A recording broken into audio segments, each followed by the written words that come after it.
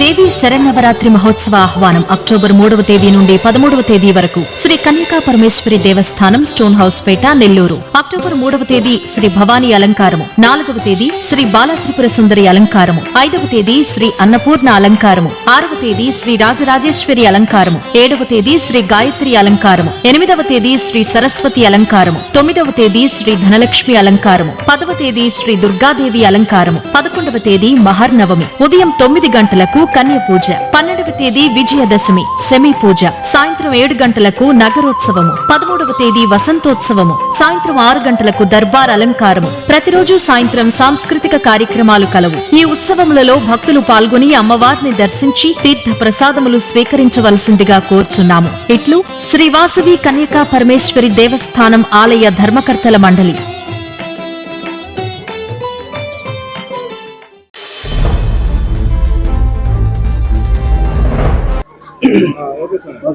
నమస్తేస్తు మహామాయే శ్రీపీఠేశ్వర పూజితే శంఖ చక్ర గదాహస్తే మహాలక్ష్మీ నమోస్తుతే. ధనలక్ష్మీపురము, నెల్లూరు రూరలు. ఇక్కడ మహాలక్ష్మి అమ్మవారు 2000 సంవత్సరము ఒక వేప చెట్టు నుంచి ఉద్భవించి అద్భుతంగా పాలు జారువారుతూ ఆమె లీలలను చూపించినది. ఆ 2000 సంవత్సరం నుంచి కూడా అమ్మవారు దినదిన ప్రవర్ధమానమూర్తి అయ్యి ఈరోజు నెల్లూరు జిల్లాలోనే ధనలక్ష్మీపురం అంటే ఒక ప్రత్యేకమైనటువంటి పేరు ప్రఖ్యాతులు గాంచినటువంటిది. 2000 సంవత్సరం నుంచి కూడా ప్రతి విజయదశమిలో 2వ రోజున ఈరోజు ఉభయదాతలైనటువంటి శ్రీ పాసం శ్రీనివాసులు గారు, వారి ధర్మపత్ని భారతీ గారుల కుటుంబ సభ్యులతోటి ప్రతి సంవత్సరము అద్భుతంగా విజయదశమిలో 2వ రోజున ఈ కార్యక్రమం జరుగుతున్నది.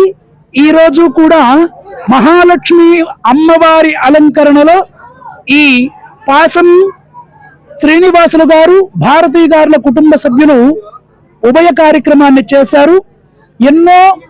ఎంతో డబ్బులు ఖర్చు పెట్టి అన్నదానాలు ప్రతిరోజు కూడా జరుగుతాయి. ఇక్కడ నైవేద్యాలు, పూజలు, అలంకరణలు, అభిషేకాలు విశేషంగా జరుగుతున్నాయి.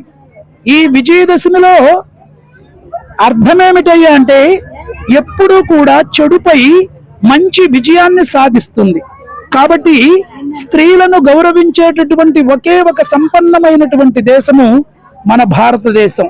ఈయన మాలపాటి సుబ్బారెడ్డి గారు, ఈయన మాలపాటి వెంకట సుబ్బారెడ్డి గారు, ఈయన ఏల్చూరు సత్యనారాయణ గారు, ఇంకా గ్రామ పెద్దలు, భక్తుల యొక్క సహాయ సహకారములతో ప్రతి సంవత్సరము కూడా దినదిన ప్రవర్ధమానమూర్తి అయ్యి చిన్న గుడి అయినా అద్భుతమైనటువంటి శక్తి సామర్థ్యాలన్నీ చూపించేటటువంటి తల్లి మహాలక్ష్మి అమ్మవారు.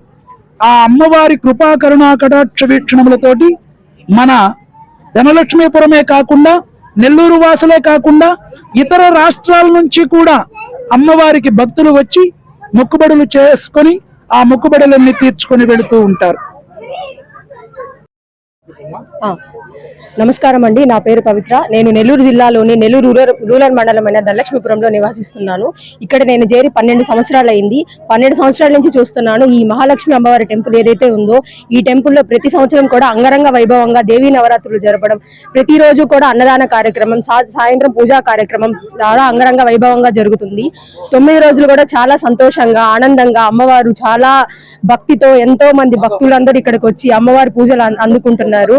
అమ్మవారు ప్రతి సంవత్సరం కూడా చాలా ఆనందంగా అమ్మవారికి అన్ని సమకూర్చేటట్టు అమ్మవారికి సమర్పించడం కానీ, ప్రతి ఒక్కరు ఉభయకర్తలు కూడా వాళ్ళకు తగినట్టు వాళ్ళు చీర కానీ, అమ్మవారికి సమర్పించేవన్నీ కానీ ప్రతిరోజు కూడా అన్నదాన కార్యక్రమం జరుగుతుంది. ఇక్కడ మధ్యాహ్నం పూట చాలా ఎంతో మంది భక్తులు, వేల మంది భక్తులు వచ్చి ఇక్కడ అన్నదాన కార్యక్రమం స్వీకరించి అమ్మవారి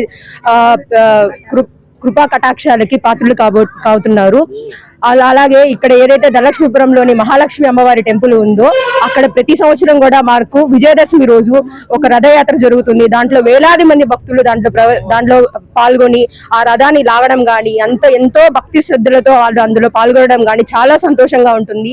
పిల్లలు గాని పెద్దలు గాని ప్రతి ఒక్కరు పెద్ద అందరూ చిన్న వయసు నుంచి పెద్ద వయసు వరకు అందరూ చాలా సంతోషంగా ఆ దేవీ నవరాత్రుల్లో పాల్గొని అలాగే లాస్ట్ రోజు జరిగే ఆ దేవీ రథం ఏదైతే ఉందో అది చాలా భక్తితో ఆ రథాన్ని లాగి ప్రతి సంవత్సరం కూడా అమ్మవారి కృపా కటాక్షాలకు వాళ్ళు గురవుతున్నారు. చాలా సంతోషంగా ఉంటుంది. ప్రతి సంవత్సరం ఇక్కడికి వచ్చి ఈ పూజలు పాల్గొనడం కూడా చాలా ఆనందంగా ఉంటుంది నాకు.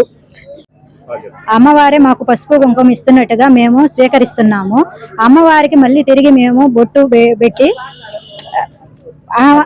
ఆహ్వానించుకుంటున్నాము. అమ్మవారి రూపంలో ఆ అమ్మని ఈ దేవీ నవరాత్రులు ప్రతి సంవత్సరము అంగరంగ వైభవంగా ఈ మహాలక్ష్మ సన్నిధిలో ప్రతి సంవత్సరము జరుగుతాయి. వేలాది మంది భక్తులు ఇక్కడికి వచ్చి అందరూ అమ్మని దర్శించుకొని అమ్మ కటాక్షకు పాత్రులు అవుతున్నారు.